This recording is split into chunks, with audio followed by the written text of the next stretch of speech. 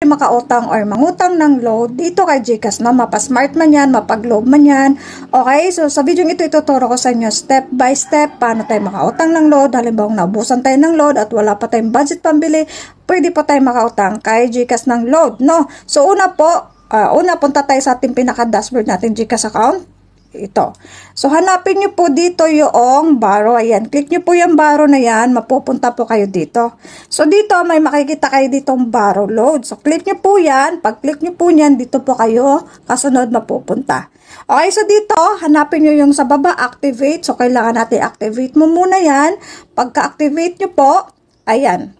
So, dito po, makikita nyo na agad dito yung personal information niyo. Ang gawin nyo na lang po ay i-check nyo po yung nasa baba, yung dalawang agree dito. I-check nyo yan, tapos click nyo na po yung start borrowing po, no?